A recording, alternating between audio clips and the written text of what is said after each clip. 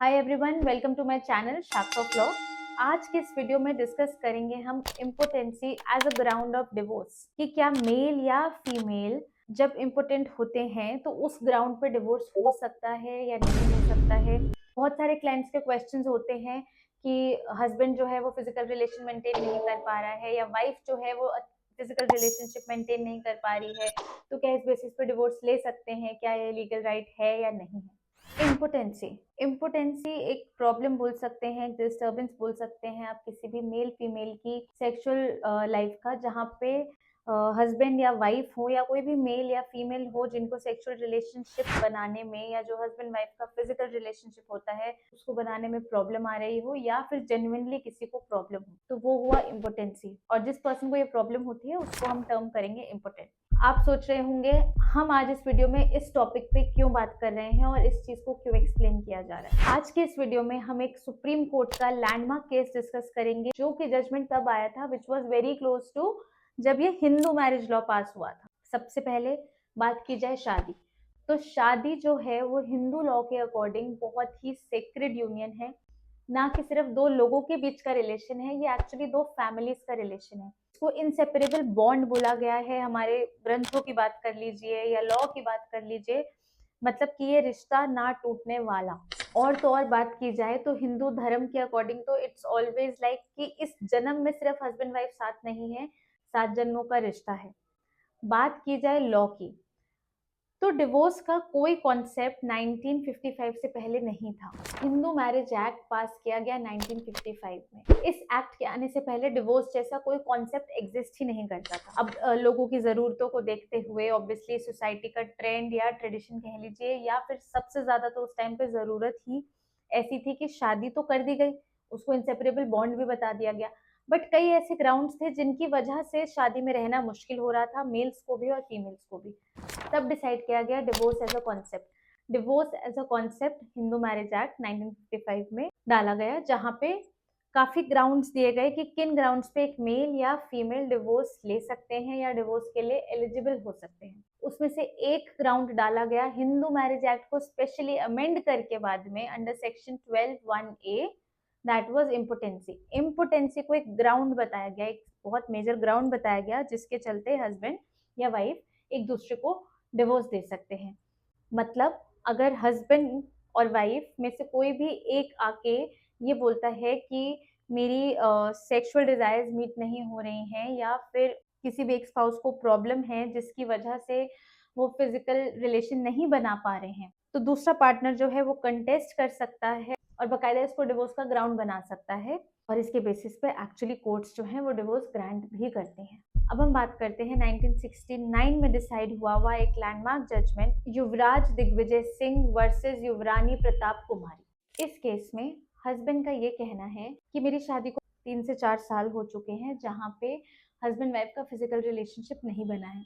Husband का ये कहना है कि मैं जब जब वाइफ को फिजिकल रिलेशन या सेक्सुअल इंटरकोर्स के लिए बोलता हूँ, वाइफ डिनाई कर देती है। शादी को 3 से 4 साल हो चुके हैं जिसमें कि वो लोग 3 अलग-अलग जगह पे रहे भी हैं, जिसमें से कि बैंगलोर, अलवर, अच्छे लंबे टाइम के लिए उन लोगों ने यूरोप में भी टाइम बिताया है। अब बात आती है कि 3 से 4 साल होने के बावजूद भी जो मैरिज है वो कॉन्जुमेट नहीं हुई है। मैरिज कॉन्जुमेट ना होने का मतलब that is a legal term, but उसका मतलब है कि आपने सेक्सुअल इंटरकोर्स नहीं किया है या फिर हस्बैंड वाइफ जैसा कोई भी रिलेशनशिप आपके बीच में नहीं रहा है, तो इसको बोला जाता है कि मैरिज कॉन्जुमेट नहीं हुई है।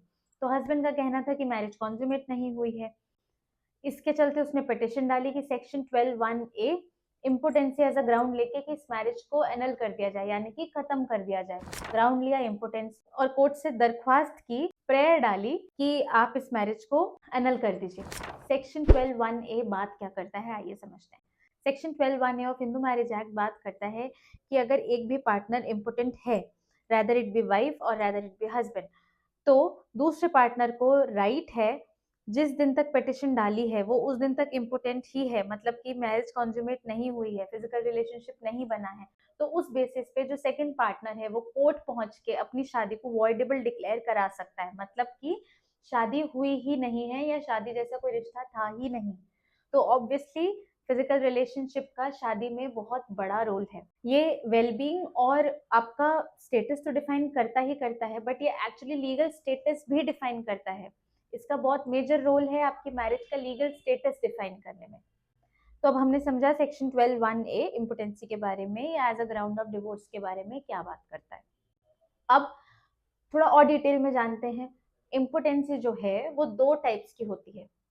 अभी आते हैं हम कंटिन्यूएशन में इसके फैक्ट्स पे जहां हम डिस्कस कर रहे थे, बट पूरी कहानी सिर्फ इम्पोर्टेंसी के ऊपर बेस्ड है, इसलिए इसको डिटेल में समझना बहुत जरूरी है। एक टाइप की इम्पोर्टेंसी हुई फिजिकल इम्पोर्टेंसी की, यानी कि मेल या फीमेल को जेन्युइनली कोई प्रॉब्लम है फिजिकल रिलेशनशिप बनाने में, सेक्सुअल इंटरकोर्स करने में। सेकेंड टाइप ऑफ इम्पोर्टेंसी हुआ साइकोलॉजिकल इम्पोर्टेंसी, कि एक्चुअली मेल या फीमेल में कोई प्रॉब्लम नहीं है, but the point here is कि साइकोलॉजिकली दे फियर समथिंग, उनको डर है या वो उतने शाय हैं, इंट्रोवर्ट है, they are not able to perform for whatever reasons, तो it's just in their mind, तो वो हुआ साइकोलॉजिकल इम्पोर्टेंसी।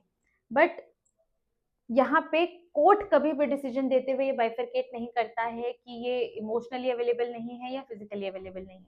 कोर्ट के लिए इम्पोर्टेंसी इज इम्पोर्टेंसी, लॉ के लिए इम्पोर्टेंसी इज इम्पोर्टेंसी।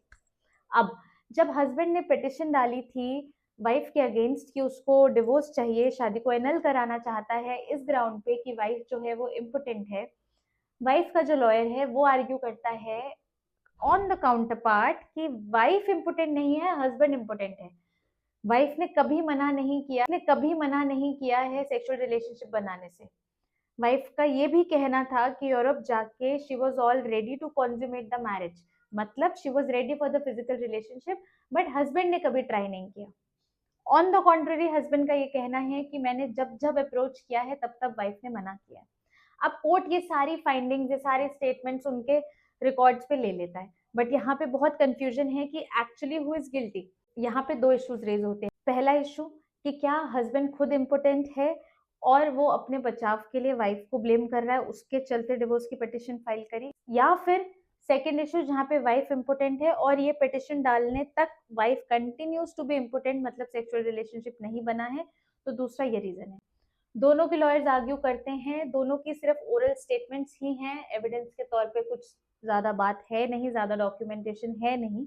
तो यहाँ पे जो डिस्ट्रिक्ट कोर्ट है वो वाइफ के फेवर में डिसीजन दे देते हैं और शादी को जो है वो एनल नहीं करते हैं, खत्म नहीं करते हैं, क्योंकि उनका ये मानना था कि हस्बैंड जो है वो प्रूव नहीं कर पाया है किसी भी रिकॉर्ड्स के through apart from his own statement कि वाइफ जो है वो इम्पोर्टेंट है।